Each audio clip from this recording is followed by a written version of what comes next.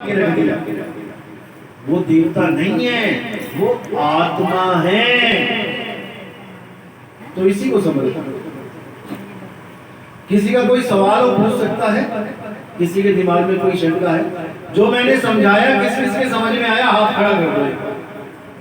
जिसकी समझ में आया वो हाथ खड़ा करो। एक बार दिखा दो किस किसकी समझ में आया। अब किस किसके समझ में नहीं आया वो हाथ खड़े कर दो। जिसके समझ में ही नहीं आया कुछ भी, यानी सब समझ गए। क्या बात है, मतलब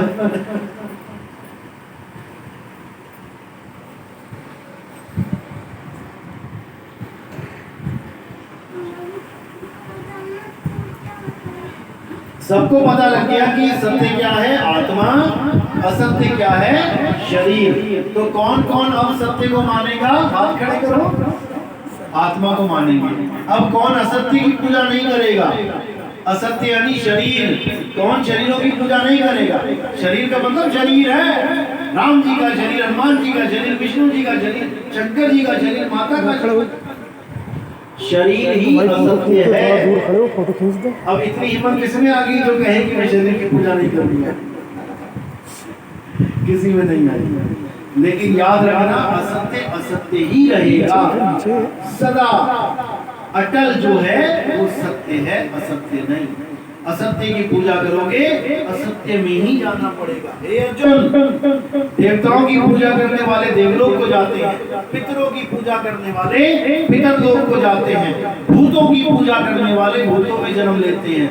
ये तीनों ही मुझे कभी प्राप्त नहीं कर सकते, क्योंकि ये मेरी असल प्रकृति को, यानी मेरे अविनाशी रूप को, आत्म स्वरूप को नहीं जानते। बस खेल इतना। चलो आज का सत्संग मैं यही समाप्त करता हूँ। और हमारे सत्संग सुनने के लिए आप YouTube चैनल में देख सकते हैं, कहत कबीर सुनो भाई साधो नितिन दास।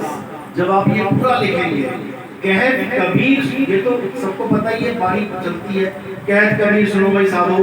उसके बाद बस मेरा नाम लिखना है नितिन दास, या बस ये लिख दो नितिन दास के सत्संग। अपने आप ही सारे सामने आने लग जाएंगे। अच्छी तरह सुनो गहराई से और सत्य असत्य का निर्णय करें। जो सत्य है उसका साथ हो, क्योंकि परमात्मा सत्य है, परमात्मा असत्य नहीं है। तो इसी के साथ मैं वाणी पे विराम देता हूँ। बोलिए सत्य बंदी छोड़ सतगुरु सत्य कबीर साहिब की सदा ही जय हो, सदा ही जय साहिब।